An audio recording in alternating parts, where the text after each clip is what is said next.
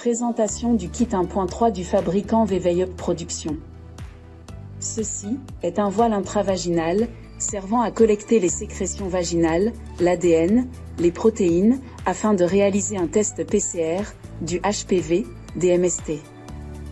Le kit 1.3 est emballé dans une enveloppe écologique de transport qui comprend la notice d'utilisation en français, le voile intravaginal, VeVeYup 2, le tube de transport Up to Retrofitter. Merci de lire la notice et de suivre les recommandations et ses restrictions. De se laver les mains.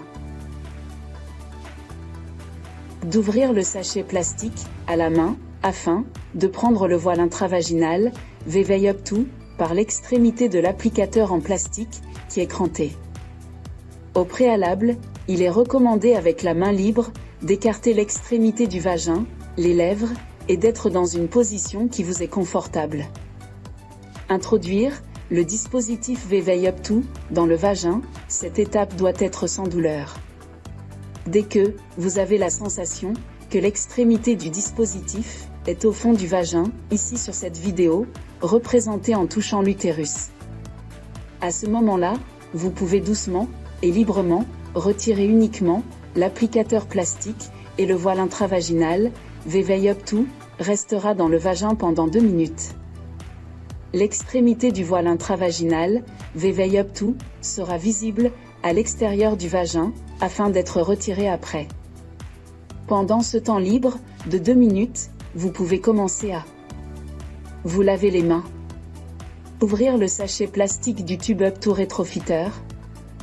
Ouvrez le bouchon Up to Retrofitter du tube et tenez-le dans la main. Placez le tube sur une surface plane et propre. Retirez le voile intravaginal VeVeYup 2 doucement et sans douleur. Introduire le voile intravaginal VeVeYup 2 dans le tube vide que vous avez.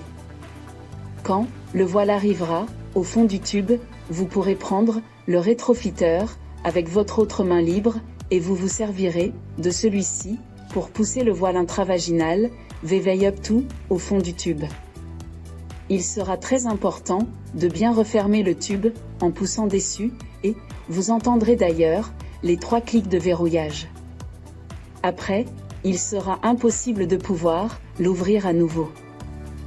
En ce qui concerne l'étape d'après, elle sera gérée par un professionnel de santé.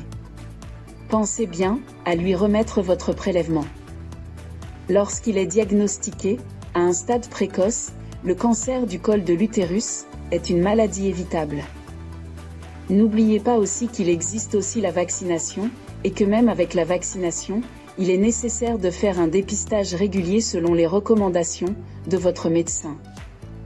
Nous espérons que cette vidéo vous apportera le réconfort nécessaire pour vous inciter à faire de la prévention afin de détecter le HPV, des MST, avec un dispositif simple à la disposition de votre médecin ou de vous-même.